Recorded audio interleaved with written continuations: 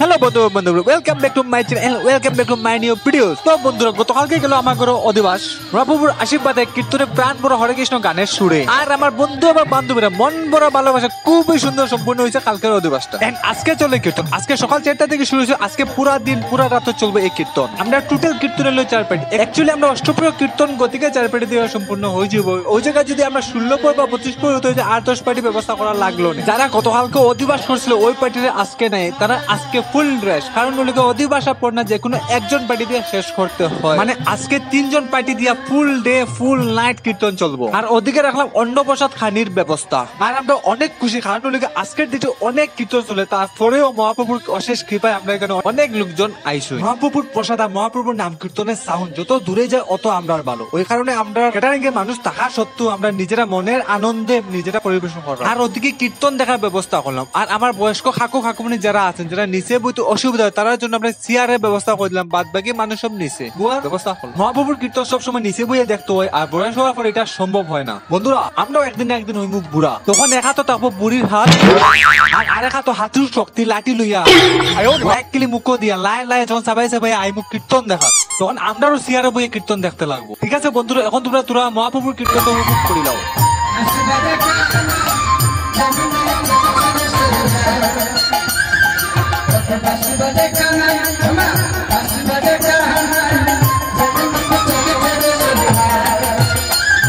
সকাল 4টা থেকে কাজ করতে করতে রাতে 12টার আগেও নিদ্রা দেবে লইয়া যায় স্বপ্নের জগতে। তখন কীর্তনীরা ভাবলা সব যদি স্বপ্ন জগতে জায়গাতে আমরা একলা একলা খালি বইতানে কীর্তন করতে লাগবে। ওই কারণে কীর্তনীরা নিনজা টেকনিক লাগাই স্বপ্নে দিয়ে দামাইল দেওয়াইরা, যাতে স্বপ্নের জগতে কেউ যাইতে না পারে। কীর্তনের মধ্যে যে সবচেয়ে বড় কীর্তনী আছেন তাই আমার মারে লইয়া যায় দামাইল দেওয়ানি, কিন্তু সবচেয়ে দুঃখের কথা হইল মা অসুস্থ, দামাইল দেওয়ার মতন অবস্থা নাই। কালকে দধি বাঙ্গন বাঙ্গিয়া মহাপ্রভুর বিদায় বা মহাপ্রভুর কাছে একটাই নিবেদন হয়ে যাতে তাই যেবার সময় আমরা মা সব অসুখ বিসুখটা লইয়া যায়, আর কিছু সবার নেই আমার মহাপ্রভুর কাছে।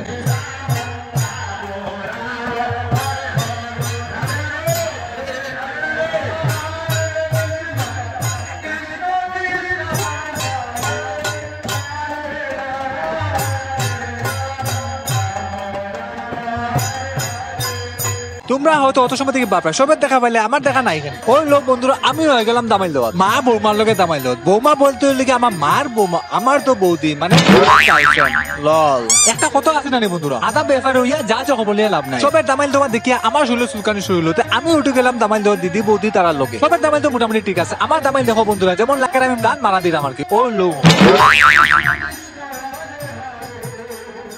যাই হোক বন্ধুরা, দামাইল হোক চাই না হোক এটা নিয়ে আমার কোনো দুঃখ নাই। আমি এটা নিয়ে খুশি যে দাদা বৌদি জিজু ভাই বোন সবার লোকে একটু টাইম স্পেন্ড করতে পারছে, আর গীতা লাগে বন্ধুরা। এখন তো আর বাইরে মানুষ একজন নেই, সব লোক ঘরের মানুষ, কারণ লোকে রাত্রে বাজার এখন 1:30 সবই এখন দামাইল দিয়ে নামলে ও মাত্র।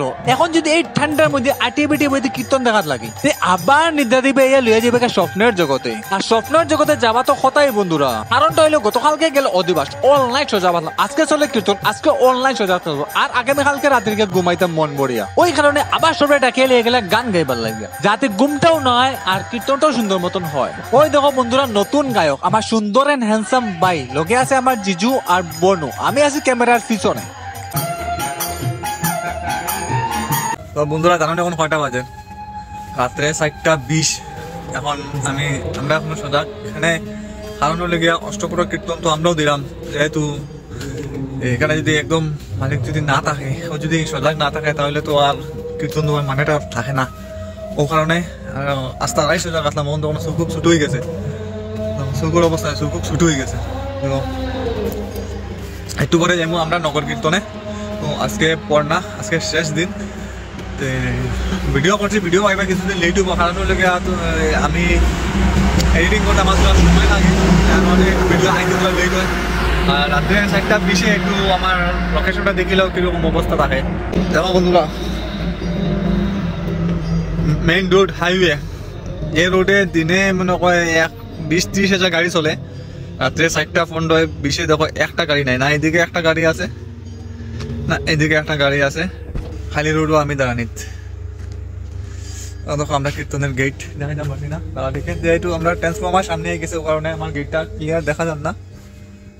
আমরা কীর্তনের গেট, অনেক মানুষ হয়েছে, দেখে খুব মজা লাগছে, খুব সুন্দর কীর্তন হয়েছে। এবং আমরা যে প্রসাদ যে বানানো হয়েছে বহুত সুস্বাদু প্রসাদটা হয়েছে, মানে সবাই বলছে না ঠিক আছে সুন্দর হয়েছে। ঠিক আছে বন্ধুরা, ভিডিওটা দেখতে থাকো, অথবা ভিডিও দেখে তো একটা লাইক করে কমেন্ট করে জানিও ভিডিওটা কিরকম হয়েছে। যদি ইউটিউবে দেখে থাকো চ্যানেলটা সাবস্ক্রাইব করে দিও, ফেসবুকে দেখে থাকলে পেজটা ফলো করে শেয়ার করে দিও।